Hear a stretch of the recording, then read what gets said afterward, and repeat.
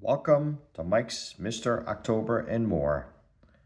So you've seen an auto of Mariano Rivera, Hall of Famer, and his teammate Bernie Williams obtained these autographs during the playing days. You're looking at the 2001 Topps baseball card, and Mariano Rivera is the highest vote getter in Hall of Fame history, all-time saves leader, MLB history, World Series, playoffs, yada, yada, yada. And Bernie Williams, steady, fast center fielder, very reliable hitter. So I thought I'd show you these autographs. I have tons of autographs, so what I'm going to do is I'm going to start busting out and showing my autos. But anyway, I'm going to show you some of my cards from the 1953 Topps set. So if you haven't seen my first part, this is part 2 of part 3. 3 parts. So the first one is going to be Cloyd Boyer, St. Louis Cardinals, and his brothers were none other than Cleet and Ken Boyer. And what you got to note here is insignias that you won't normally see anymore. They're the old-time insignias. Next player is going to be Roy Sievers. I did a video on him with some perhaps Hall of Fame consideration. Great numbers, home runs, and RBIs. He was a leader several times. Beat out Mickey Mantle one year in home runs. I don't know what that is. I don't know if that's a Martian boy or what. St. Louis Browns mascot. And you'll see a lot of times in the background the old stadiums that don't even exist anymore. Next one's going to be Tommy Byrne. And thank you, Tommy. World War II vet, one-time All-Star, 4-time World Series winner with the New York Yankees. Put that there. Next autograph is going to be none other than Chicago Cub Turk Lowen, wore number 35. And he was the AL leader in saves in 1959, and he is also a World War II vet. So thank you, Turk, for your service to our country. Next player is going to be Jim Dick, St. Louis Browns, and thank you, World War II vet. I'm showing these cards off because these guys don't get much hobby love, forgotten, and a lot of them are World War II vets. Al Zarilla, also a World War II vet, the U.S. Army. He was one time in the World Series, which was 1944, and a one-time All-Star.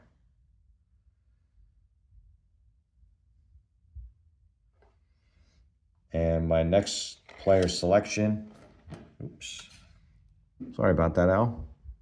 Please forgive me. It's going to be Dick Bokelman,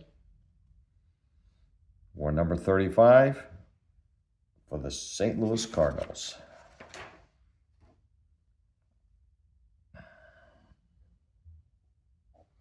Next player is going to be Eddie Pellegrini, Cincinnati Reds.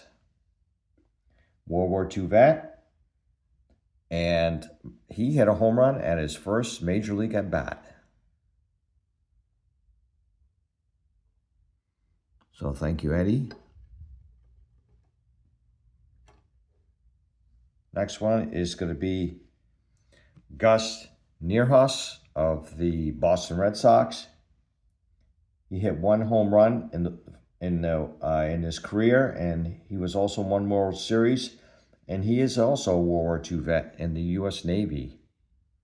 One home run for his career. Sounds like Dwayne Kiefer.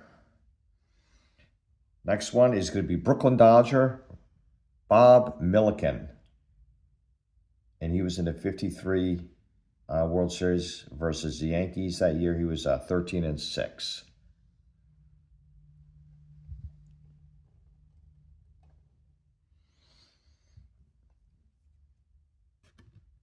Next player, Cincinnati Reds, Henry Foilis. Looks like probably spring training or something. Okay, I think a lot of people are going to be familiar with this player. Al Rosen. He was an MVP. He was in He was a 4-time All-Star, 1 World Series, and he was also a World War II vet and also American League Commissioner. Yes, Cleveland Indians. Thank you very much, Al. Next one is going to be, perhaps some of you people may know him, Phil Cavarretta, 1945 MVP. He was in the 44 Worlds. He was a 4-time All-Star, batting title. He was 18 years old when he broke into the major leagues, and he is also a World War II vet. And he was a manager for the Chicago Cubs, so thank you, Phil. I'm going to take some of these cards off. Since my stack is getting a little thick, next one is going to be Bill Glynn. It says best wishes. Thank you, Bill. Appreciate it. And he was in the 54 World Series, and his last at bat was in the World Series, and he got a double. Next one is going to be Brooklyn Dodger Bobby Morgan. Bless a very plain headshot. Bobby. Next one is going to be World War II vet Sal Yevers. New York Giants. Not doing too good with these tripods here, to be honest with you. Next one is going to be Billy Johnson, St. Louis Cardinals. World War II vet. He was in 4 World Series with the Yankees, 1-time All-Star.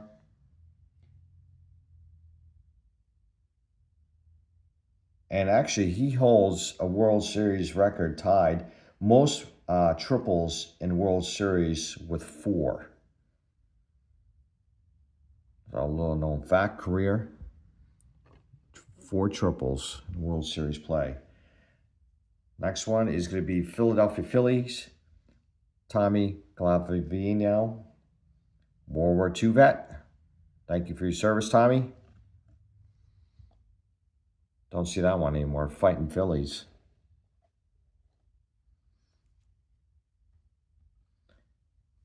Harry Dorish, World War II vet, U.S. Army. And actually, he is the last American League pitcher to steal home. Yes. And he also led the AL in saves in 1952. So, but you didn't know that fact about Harry. Next one is going to be Ken Roethlisberger, Cincinnati Reds. 1-time All-Star. He had 15 wins in 1949, 51, and 52. And he was the NL saves leader in 1946. Okay. Next one. Here we go. Frank Shea of the Washington Senators. 1-time All-Star. He was in 2 World Series with the Yankees. And he, in the 1947 World Series, he won games 1 and 5. Then he tried to pitch him in game 7, but he wasn't doing too good, so they had to yank him out.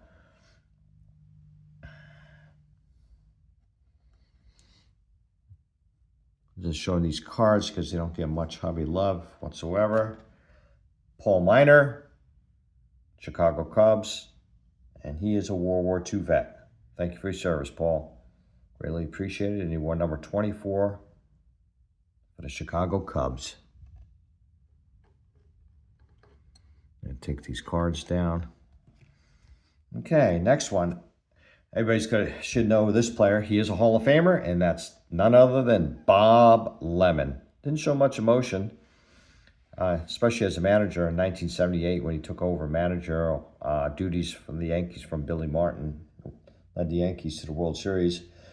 Other than being a Hall of Famer, he was a 7-time All-Star. 7 times he won 20 games or more. And he is also a World War II vet. So thank you for your service, Bob. And I did see Bob manage for the Yankees, whether it's on TV or at the stadium. Next one is going to be George Crow. He is also a former Negro League player. There's a symbol emblem you'll never see anymore. And actually, George was a 2-time All-Star. And in 1957, he hit 31 home runs. 31.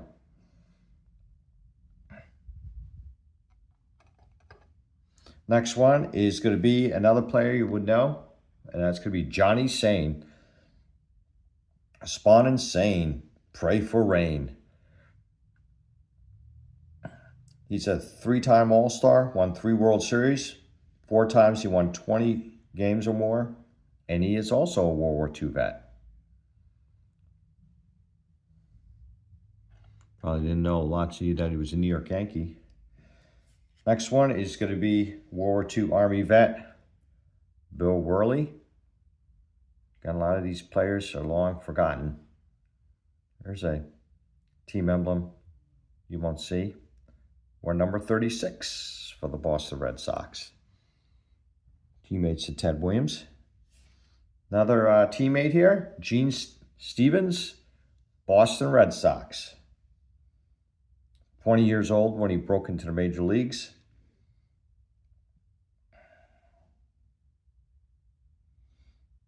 Okay. Let's see if I can get him on there. Okay, we're almost down to the end. Next one is going to be Philadelphia Athletic, Dave Philly. Dave Philly of Philadelphia Athletics. A World War II vet, broke into the big leagues and finished with 1,700 hits. And even 1,700, he was an 18-year vet. And in 1961, he set a pincher hit record of 24, but since then it has been broken. 24 pinch hits in 1961. Just going to show you the back side of the card again. Typical cartoons that Topps is known for. And I'm down to my last 2 cards, and the next one is going to be Bubba Church, Cincinnati Reds. Thank you for your service, a World War II Army vet. And one year, he was actually hit in the face by Ted Kluszewski. Ball was hit so hard, when it bounced off his face, it was caught in the outfield.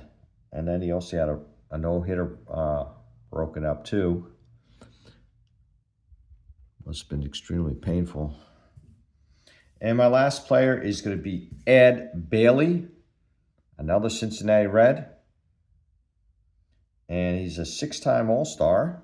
How you like that? And in 1956, he hit 28 home runs. So that's my recap, part 2 of 3. So once again, thank you for watching my videos. Give a thumbs up, any comments, and subscribe to Mike's Mr. October and more.